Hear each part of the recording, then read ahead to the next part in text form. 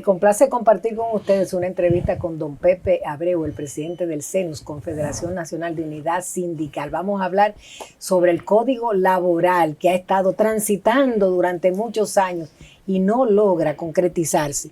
Ha pasado desde el Senado a la Cámara de Diputados. Ahora, ¿qué es lo que está pasando, don Pepe?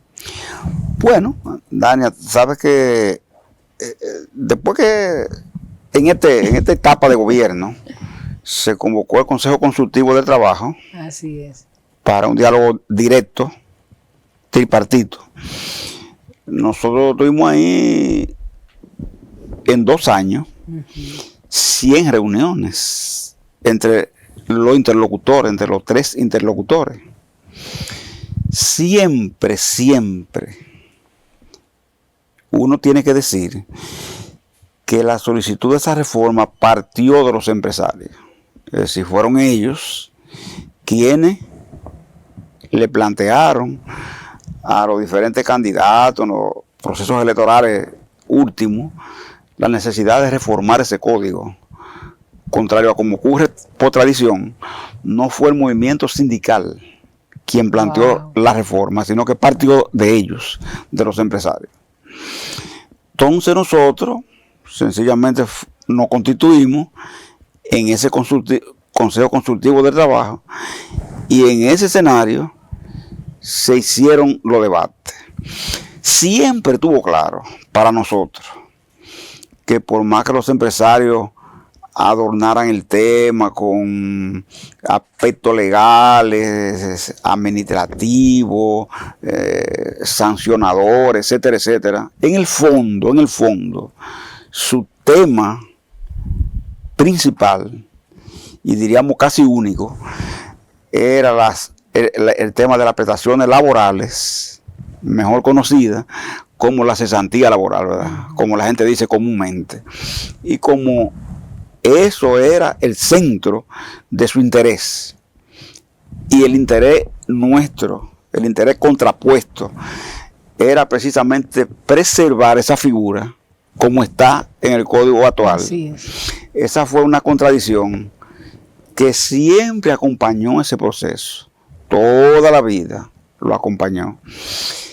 Hasta que, Dania, después de toda esa discusión, llegamos al Palacio Nacional, el presidente nos convoca, 26 de agosto del 2024, y dice, bueno señores, ¿a qué se ha llegado? Ya estamos obligados a dar a conocer el resultado de estas conversaciones. Y cuando se plantea el tema, que el presidente lo va a dar a conocer públicamente, ¿verdad? En la convocatoria de la semanal, los empresarios ahí mismo manifiestan oposición a que se dé a conocer. Y dicen que no se está listo para hacer eso porque falta un tema. Dania, ¿cuál es el tema que falta? La cesantía. Bueno, entonces, cuando se nos pregunta a nosotros si ciertamente ese tema falta, nosotros le decimos que no falta, porque ese tema lo que ha pasado es que no ha habido acuerdo, y por tanto no falta, se discutió, lo que pasa es que no hubo acuerdo. Entonces ahí se llega a la conclusión de que hay que hacer el anuncio, y el presidente hace el anuncio. ¿Cuál es el anuncio? Someto la reforma laboral sobre la base de los artículos consensuados. La cesantía, como no se pudo consensuar, quedará para otra reforma. Él lo dice, ¿verdad? Públicamente eso, ¿verdad? Con los empresarios sentados ahí y también nosotros, ¿verdad? Y toda la prensa conglomerada en ese escenario. El día de octubre del mismo año, 2024, el presidente envía al Congreso, el ministro de Trabajo de ese tiempo, que es Luis Miguel Tecán, va y somete allá. Y dice lo mismo, repite lo mismo, cuando le entrega al Senado, porque entró por el Senado. Pero los empresarios, por supuesto, nunca cejaron en su posición, insistieron, hicieron toda una campaña mediática y de presión en el Senado de la República. Pero el Senado, Dania, concluye con lo mismo y dice, bueno, nos pusimos de acuerdo con los sindicalistas, con los empresarios, por separado, unos y otros, basado en lo que se envió desde el Ejecutivo. Ya hemos concluido, la cesantía se mantiene fuera de esta discusión porque tampoco se pudo consensuar y enviaremos a la Cámara de Diputados. Es decir, que también en el Senado se continúa con el proceso que emergió del Poder Ejecutivo. No hay cambio. Se mantiene la cesantía igual, intacta. Los empresarios entonces continúan, insisten, van a la Cámara de Diputados y en la Cámara de Diputados ellos sabían, porque ya había habido una primera lectura, que la cesantía queda fuera. Entonces los empresarios hicieron una campaña mediática, prácticamente impugnan ese proceso y la Cámara terminó sin arribar a la segunda lectura, dejándolo sobre la mesa y el proyecto perimió. ¿Qué quiere decir eso? Que estamos en cero. Estamos en este momento en cero como si nada hubiera pasado. Entonces nosotros decimos, frente a eso, ¿verdad?, que sería muy contraproducente que en la Cámara de Diputados, por ejemplo, pudiesen reconsiderar la postura empresarial y asumirla, porque ya del Ejecutivo vino un mandato como acuerdo, ¿verdad? El acuerdo posible, pero se ratificó en el Senado. Mal podría en la Cámara de Diputados pasar algo distinto. Sin embargo, los empresarios continúan insistiendo en el tema y nosotros hemos dicho, bueno, como ustedes continúan insistiendo en ese tema, tenemos dos posibilidades. O cuando se reintroduzca el proyecto, si es que los reintroducen, porque a veces los proyectos que se quedan sobre la mesa se quedan ahí, pero si los reintroducen, como dicen 3 diputados que lo van a reintroducir, queda el tema de que la Cámara lo conozca, ratifique lo que el Senado aprobó, que es lo lógico, o que definitivamente lo dejen sobre la mesa y esa reforma se quede sin efecto y que el código entonces se quede como está, que es el código del 92, que está vigente, es un código al que estamos acostumbrados, tenemos 32 años con él, y nosotros no nos opondríamos, ¿verdad?, a que se quede. Sería lamentable que después de tantos años, ¿verdad?, y tanto tiempo invertido, no se haga la reforma en los aspectos que fue factible, a algunos de ellos muy favorable, inclusive al sector empresarial. Pero si ellos no quieren, porque su punto único prácticamente terminó siendo la cesantía, y ese no se puede, bueno, pues entonces sencillamente volvamos a la posición anterior y dejemos el código como está. Listo. ¿Tú qué percibes como un dirigente histórico del sindicalismo nacional? ¿Qué debe hacerse? Bueno, si yo... mira, los empresarios tienen un andamiaje de técnicos a su alrededor, de grandes teóricos, estrategas, técnicos que ellos pagan carísimo y demás. Entonces por eso yo a ellos no les voy a dar un consejo, a ellos no, ¿entiendes? Porque no necesitan, ellos tienen quien le aconseje. Ahora bien, desde el punto de vista de la lógica del movimiento sindical, nosotros hicimos concesiones, por ejemplo, en el aspecto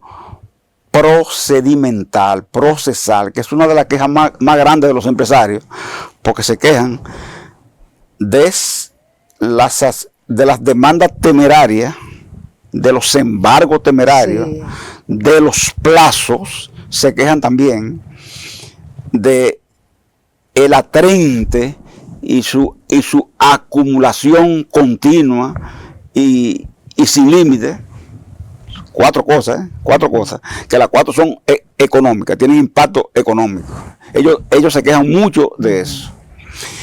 En ese código, en lo que hicimos, esos aspectos quedan resueltos porque se constituyó una figura nueva, distinta, que no está en el escenario del código actual, que es una experiencia extraída de otros países, que se trabajó junto con el doctor Albuquerque, el doctor Luis Miguel de Can como ministro de Trabajo, y la parte empresarial que tuvo ahí.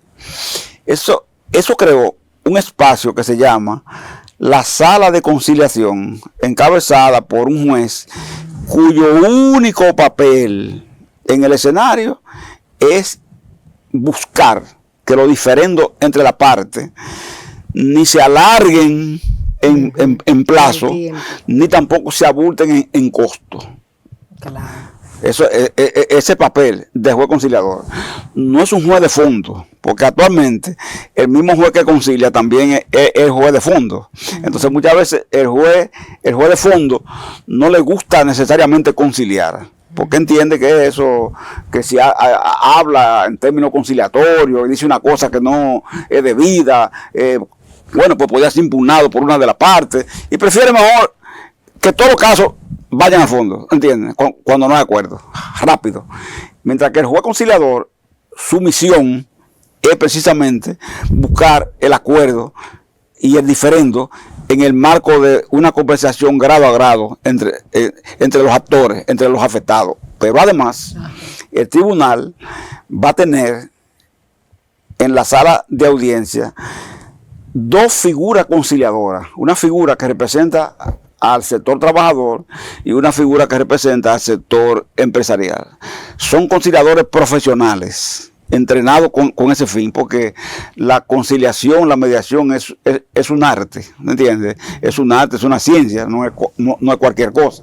Entonces, con eso, todos esos procesos que se alargan, que se convierten en interminables, que un caso que puede ser, por ejemplo, de 600,000 pesos, a veces se convierte en un caso de 2 millones o de 3, ¿entiendes? Todas esas cosas así, ahí van a ser resueltas en ese marco.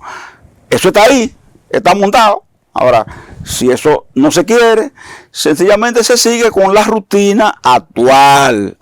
Tenemos plazo en la que el plazo de 3 días franco se elimina y se asume un plazo de 8 días franco. O sea, tú le das un plazo mayor también a las empresas. Entonces, Dania, yo digo que frente a eso, el sector sindical es paradójicamente el que menos prisa tiene, el que menos prisa tiene. Aquí lo que tienen prisa, paradójicamente, es el sector empresarial, que es quien se ha quejado de todos estos temas. Entonces, como ellos tienen tanta gente que le asesora, que estudien el caso, que lo estudien, ¿verdad? Te propongo una pausa para retomar el tema. Vamos a comerciales, no se vayan. Conversamos en el día de hoy con don Pepe Abreu, destacado dirigente sindical de República Dominicana. Yo quisiera que habláramos sobre un tema bien controversial y que va a estar contenido en el nuevo Código de Trabajo. El tema de cómo regimentar el sistema de trabajo de las trabajadoras domésticas. ¿Qué se ha contemplado ahora? Bueno, hay que entender esto, ¿verdad? La República Dominicana es parte de la Organización Internacional de Trabajo, OIT, que es un órgano de Naciones Unidas. Hay que entender eso, ¿verdad? Y es el único órgano tripartita de Naciones Unidas. Ese órgano que es la OIT, lo que hace es que suscribe convenios con los estados. Entonces, en el escenario apareció un convenio dirigido a la protección del trabajo doméstico en general. Es un código que posee la OIT, tiene una connotación mundial, por supuesto, ¿verdad? El código 189. Entonces, tú tienes un país como Suecia, para poner un ejemplo, ¿verdad? Y un país como Etiopía. Los dos pueden ser miembros de OIT, ¿entiendes? Pero hay que entender que la distancia entre uno y otro es grande, ¿verdad? No es la misma. Entonces, por eso, los convenios de OIT lo que hacen es que se hacen procesos como de adaptación al país de que se trate. República Dominicana, entonces, lo que se ha hecho es un proceso más bien para visibilizar ese tema del trabajo de la doméstica. En el código actual, se establece que el trabajo doméstico debe tener un salario mínimo, dice ahí. ¿Y qué? El consumo, que en especie Ajá. recibe la doméstica por concepto de alimentación, etcétera, dormida, todas esas cosas así, ¿verdad? Sí. Lavar, planchar, todas esas cosas, ¿verdad? Su ropa, todas esas cosas así, son parte de ese salario. Oye eso, Sí. Dania, son parte del salario, pero no define el monto del salario. No dice cuánto debe pagar, por ejemplo, el contratante de la doméstica, no dice cuánto. Entonces, al no decir cuánto, pues la gente paga como puede, ¿verdad? Sí. Las condiciones que tiene. Tú conoces una gente que le puede pagar 25,000 pesos a su doméstica, ¿verdad? Pero puede conocer otro que le pague 3,000 también, ¿verdad? Entonces, y uno que le pague hasta 2,000. Todo puede pasar. ¿Qué es lo que hace el código ahora? Sencillamente establece que haya un mínimo concreto y ese mínimo ya fue aprobado en el Comité Nacional de Salario y es 12,000 pesos. Ese es el salario mínimo de una doméstica. Ahí no se mete que tú le des comida para que lleve para la casa, claro, que la comida que sobre se la lleven a los hijos. O el pasaje. Eso no se mete ahí. Que el pasaje, eso no se mete ahí. Eso es parte de un habituallamiento, ¿verdad? Que tú lo haces para facilitar el trabajo de la persona que está a tu servicio. Es un trabajo que es altamente delicado. Porque si hay una cosa delicada es manejar el control de una casa, de una vivienda, y sobre todo cuidar niños, cosas así. Eso es delicado, o ancianos, cosas así. Bueno, entonces eso se hace con ese objetivo. ¿Qué pasa? Crea entonces cierto estado de preocupación porque a mucha gente de la clase media le meten en la cabeza que eso implicará, por ejemplo, bueno, que haya derecho a pedir, por ejemplo, que se inspeccione un hogar, como se inspecciona una empresa, para ver el trato que tú le das a tu doméstica. Nada de eso está planteado ahí. Va a tener la doméstica derecho a cesantía laboral, como el trabajador común. No tiene derecho a cesantía, no lo tiene, lo repito, no tiene derecho a cesantía. Sí. Tiene derecho a un preaviso, que es un preaviso mínimo de 5 días. ¿Qué es lo que quiere decir eso? Que la contratante o el contratante tiene que avisarle a su doméstica, por ejemplo, si va a prescindir de ella con 5 días de antelación, que ya usted no va a estar más conmigo, etcétera, con 5 días de antelación. Si usted no quiere hacerlo, le paga los 5 días, ya, y la despacha. ¿Entiendes? Sencillamente, pero no tiene obligación de una prestación como la cesantía, porque eso es propio de una empresa con fines de lucro, y el hogar no es una empresa con fines de lucro. Pero, para más claridad, nosotros al ver esa preocupación aclaramos también que en el tema horario, que es incómodo, es un tema discutir, ver entre las partes, es decir, el descanso, tanto permanente como el descanso en la propia jornada, se vea entre las partes. Pero acordamos otra cosa, y es que se elabore un reglamento de aplicación de ese artículo del código con relación a trabajo doméstico. En este país, lo que tú no puedes seguir teniendo un estado como el que tiene hoy, que muchas veces tú tienes domésticas del vecino país, vamos a suponer, que se contratan aquí. Y tú le preguntas, ¿cómo usted se llama? Vamos a suponer, bueno, Dania, porque me gustó ese nombre, porque lo vi en un sitio, pero hizo su documento de identificación, usted se llama así. ¿Dónde usted vive? ¿Entiende?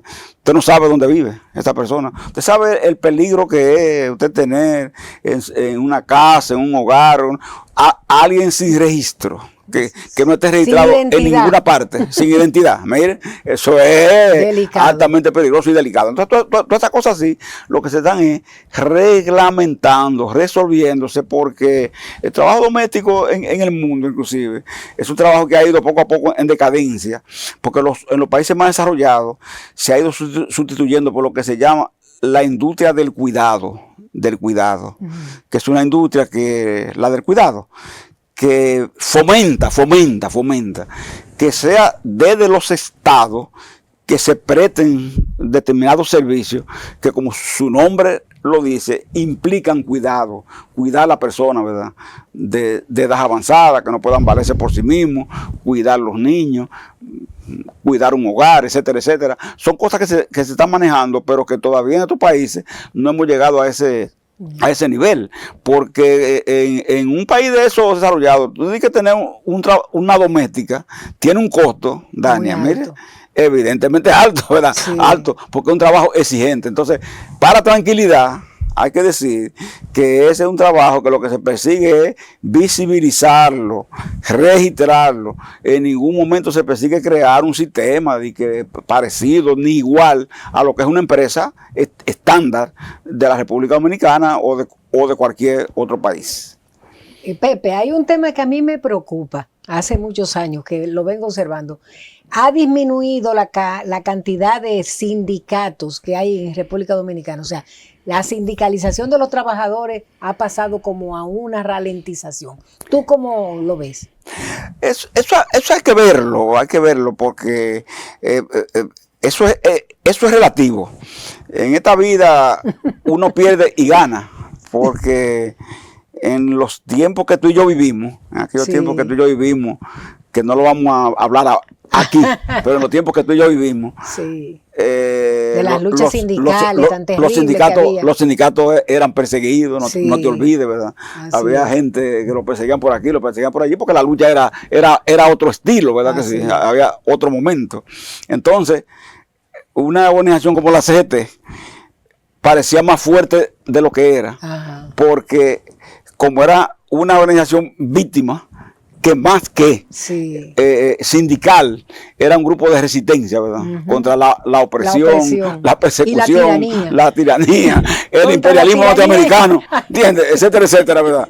La dictadura yanqui balaguerista. La dictadura yanqui balaguerista en aquellos tiempos, ¿verdad? Exactamente, era una visión muy política, ¿verdad? Muy distinta.